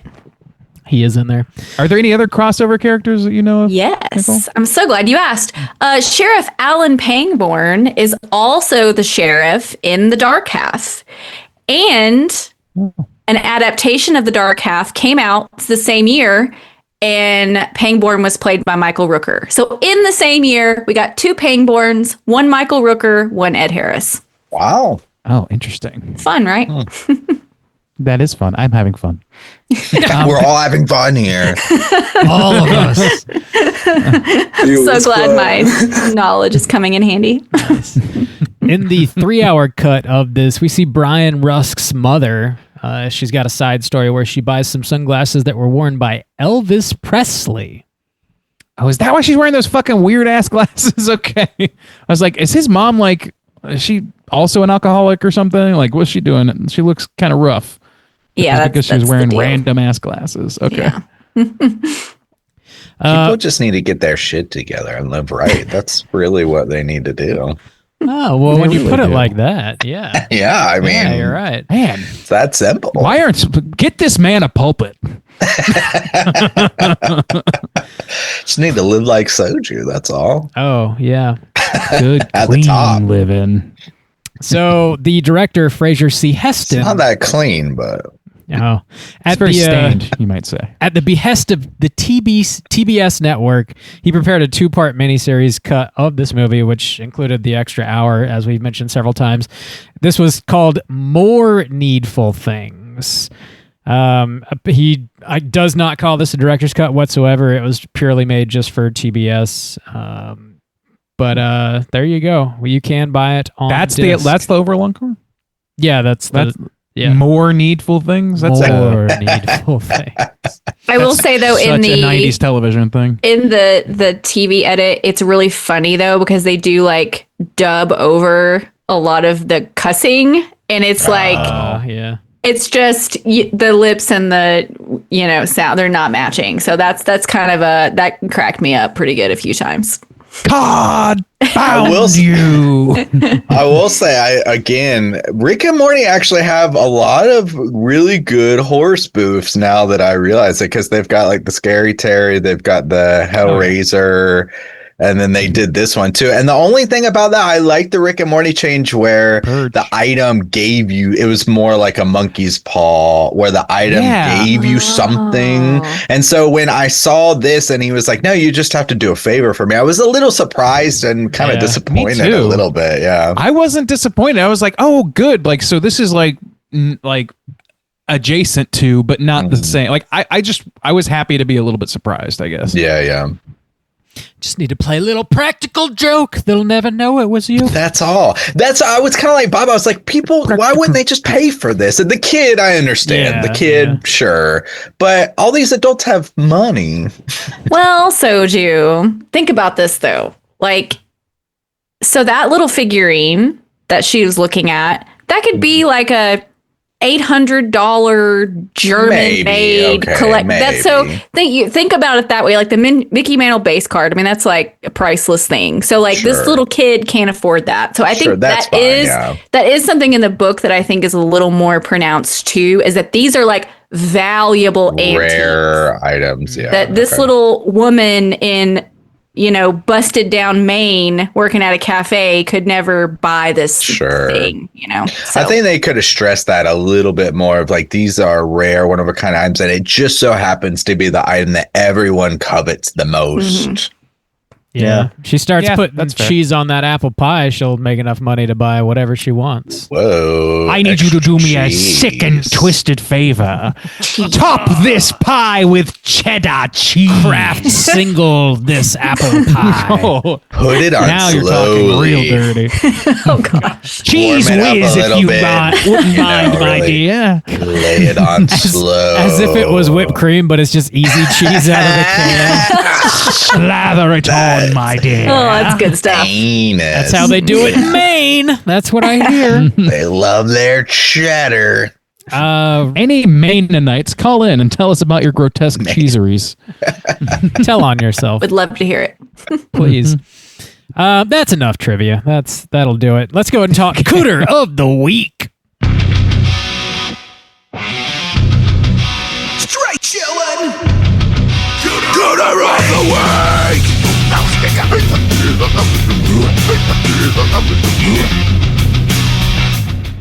Juice, what is a Cooter and why do we hump them? No, Cooter's a character type in a straight chillin' exclusive. Cooter has to hit 3 of these 5 points to be considered a Cooter. But we want the Cooter with the most points. The 5 points of Cooterdom are sexual deviancy, manipulation, smug arrogance. Nicole, what am I missing? Look in attire and patheticness.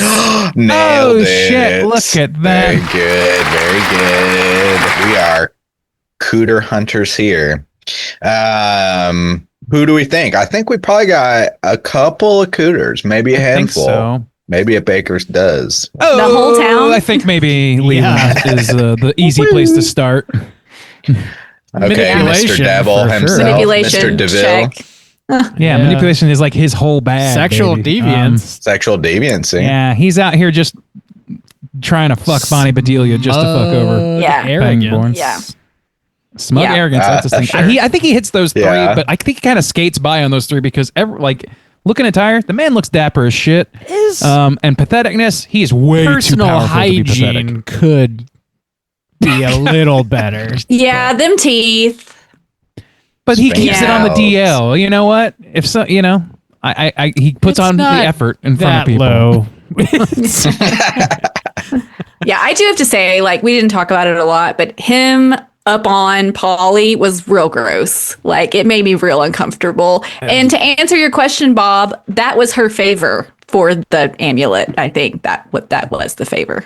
Oh, The banging. that's Yeah. really. I think it's about corrupting Well. people and using that corruption to That's corrupt true. other people. And Yeah. so like he uses So that he's making to her almost cheat get on- Pangborn to murder a guy. Yeah. Out of but rage. also, like, she was also sort of like in a little bit of like a fog while this was going was on, mesmerized, which for sure. also makes it very non-consensual. So Yeah. book him. Yeah. That seems unnecessary. Gross. Yeah.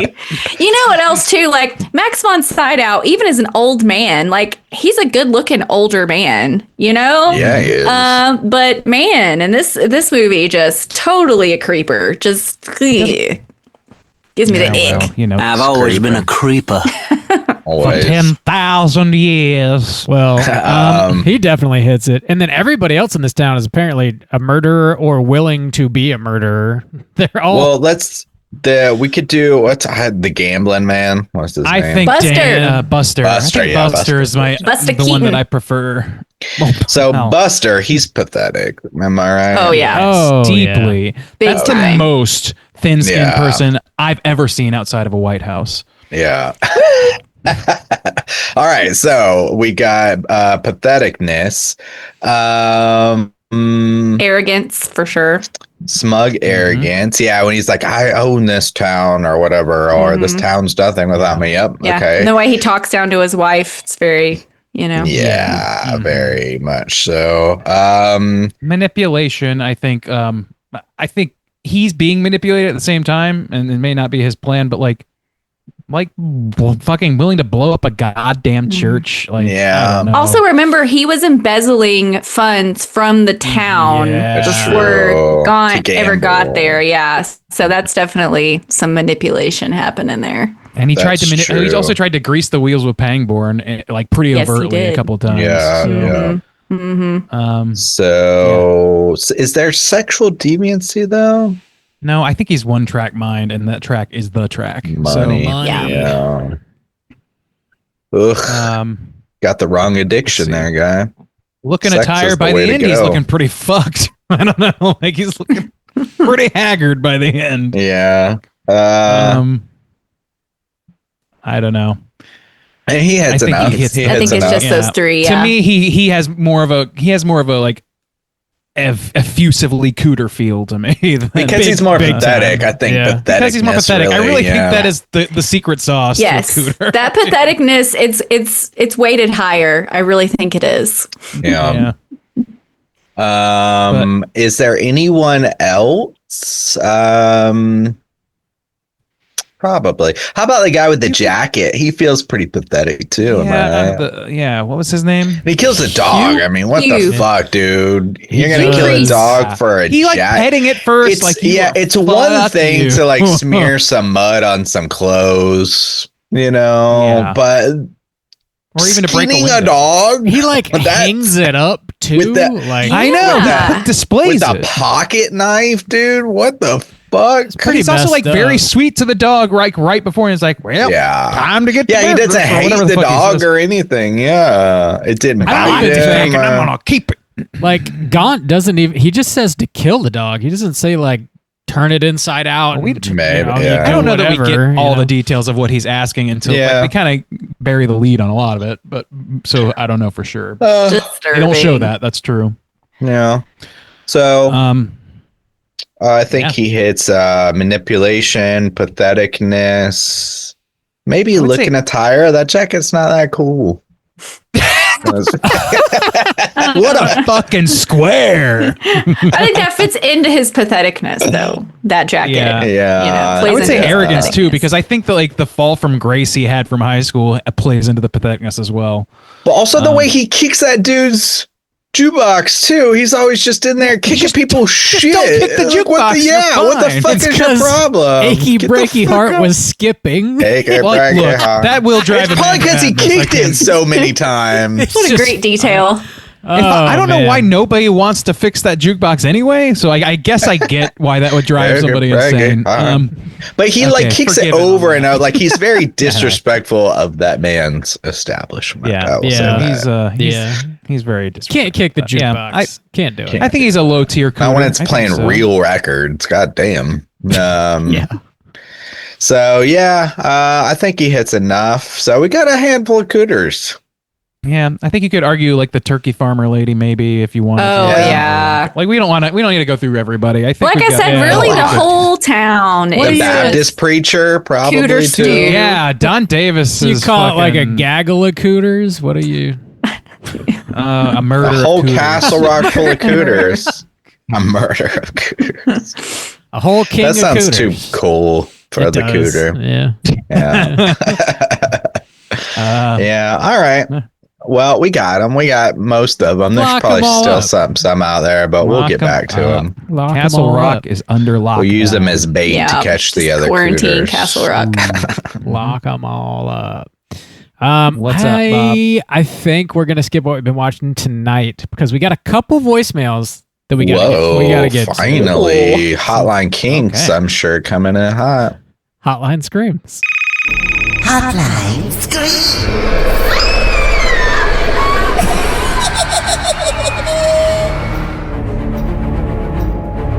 If you guys would like to call in and leave a voicemail to be featured on next week's show, you can hit us up at 904-638-3231. Randy, we do have 3 voicemails. The most recent one we're going to hold off till next week, though. I don't know if you listened to them already or Okay. not. We're going to hold that I have last not. one. You think I did prep work? No. I know. That's crazy. Bob, Bob. First up, we're going to hear from everybody's favorite spider monkey, Caitlin. Whoa! Hello, boys. It's your girl, Caitlin from Plug It Up, calling in to tease some of the Chilling trivia we have coming up. So there are 10 rounds, and the round that I'm teasing today is the music round. It's where I play about a minute of a song, and the trivia players will tell me which horror property it comes from.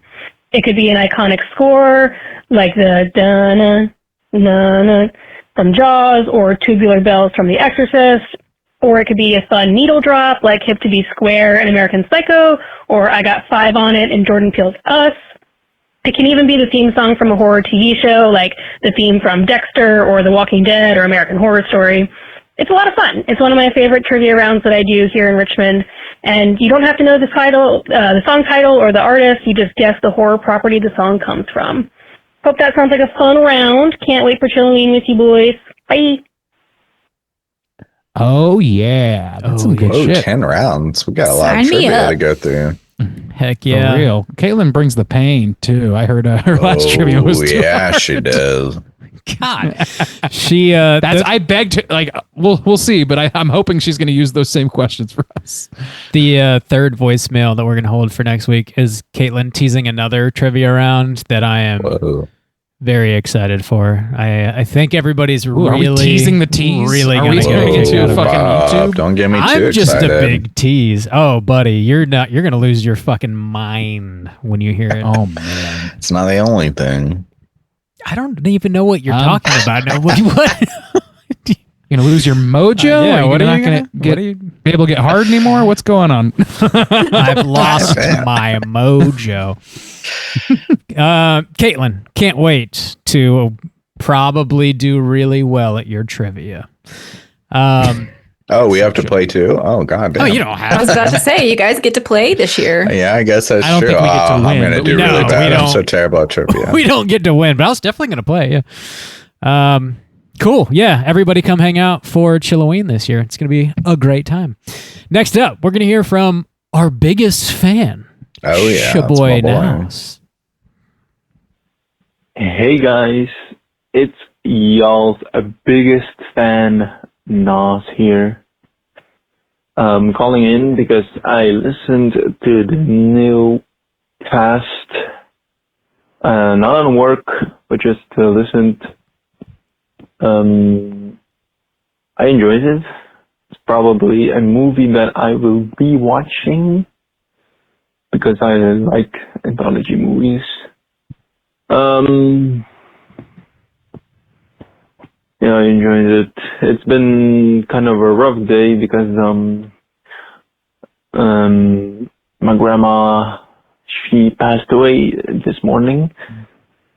So I've been trying to find things that cheer me up, and I'm not gonna lie, y'all's podcast probably did the best because I laughed a couple times through the cast and like the things you said, and then when you got to my voicemail, some things you said, yeah. Y'all just want to say y'all for real make me laugh, and y'all make my day every day at work. You make it go way faster than it normally is, and y'all make me laugh. I enjoy listening to you review movies. I enjoy listening to the arguments you have. I really enjoy your show, and it's really pick me up for today. Sadly, this is the grandma. I called in like the first time or the second time probably about the story or the road trip story where I puked all over. She puked all over me. It's that grandma, so it's but anyways, real sad. I'm sorry, but for the prompt, no, I haven't been. I haven't hanged up my Halloween decor yet because I keep stalling it out. I don't know for what reason, and now I'm not really gonna do it yet. Sorry, Juice, I'm a poser. I know. Stop. But for my costume, I can give a hint. It was featured in a movie that came out this year. And another hint, it came out like not too long ago. Me and my girlfriend, so yeah. But anyways, guys, love you and keep chilling. Bye-bye. Man, that's so sad to hear. I'm sorry. No, Damn, dude. Sorry about that, man. Sorry, brother. It's an extremely tough turn. We appreciate the kind words, and we really hope you and your fam are getting through this time. It's I don't know. I'm a bad podcaster. I don't know what to say, but we hope you're doing good, man. Yeah, for sure. Thanks for calling and sharing that hilarious story about you and your grandma, which is very touching and very funny. And I think that it's a sweet story to share. And we're all, feeling for you, brother. But hopefully you and your family are doing okay. Hang in there. Yeah. Glad that you can at least have a few chuckles when you're listening to us.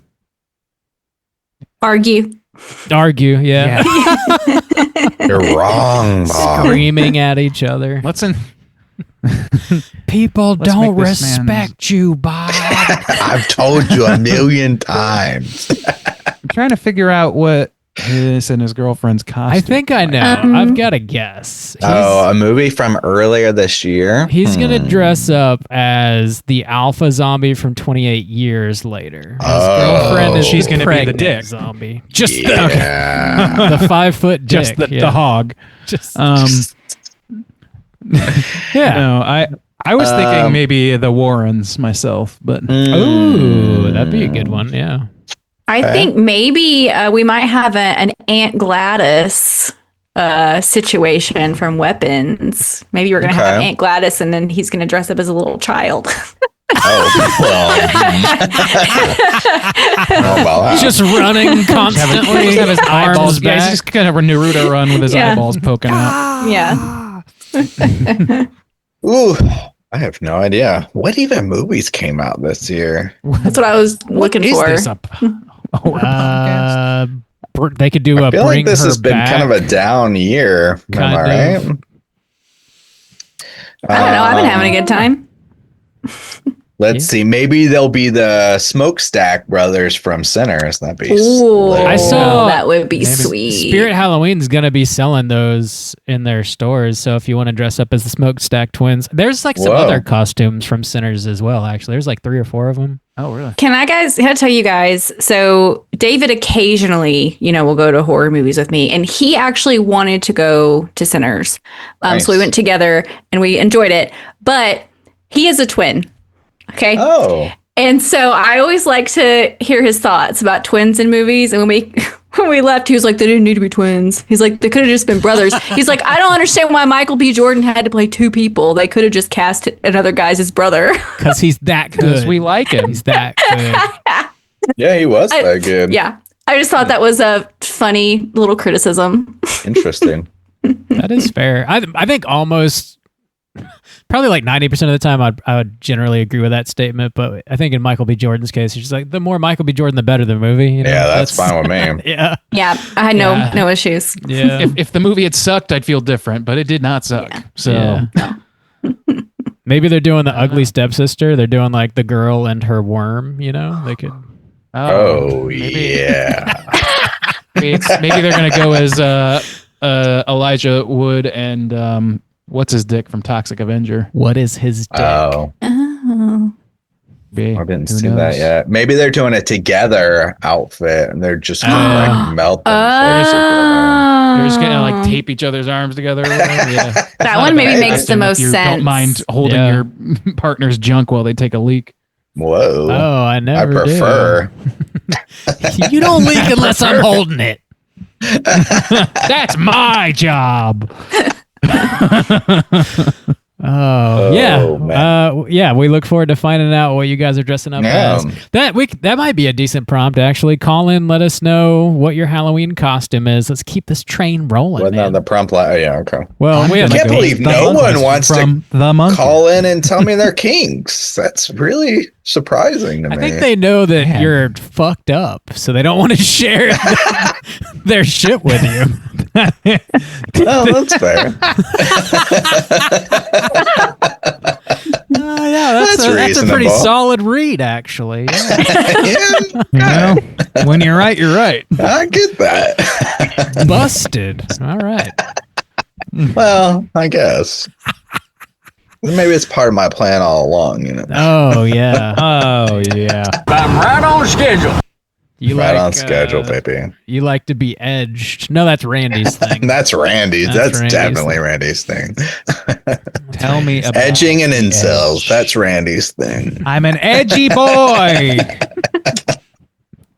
We all know. Oh, yeah. Call in 904-638-3231. Tell us about your Halloween costume or any Halloween-related thing. You buy a new decoration. no. What are you doing? Oh, yeah. I want to know what people's needful thing would be from Leland Gaunt's shop. I want to know.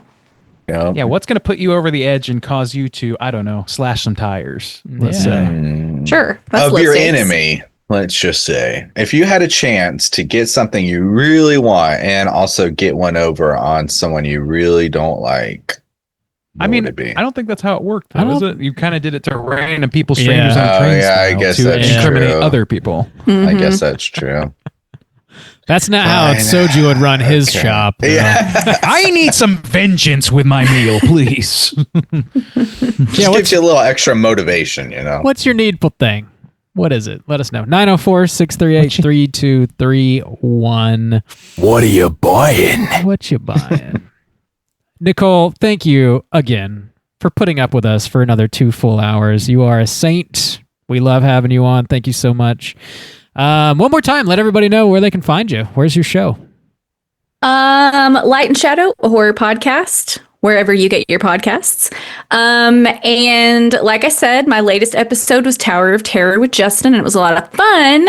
My October episode is we're keeping it in Stephen King country, and I'm going to be talking about Creep Show. Nice. Yeah, so that'll be out sometime in October. I might have another little bonus thing dropping in October, so just keep your eyes on the feed.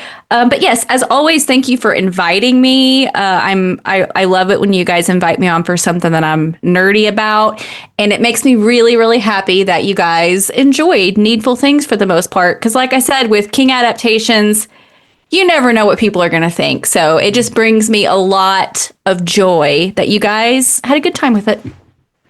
Totally. Heck yeah. Cool. Thanks for joining us.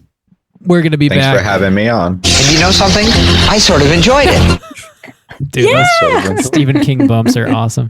We're going to be back next week with a brand new show. As always, we're talking about another You Pick the Flick. This one was chosen by Miles.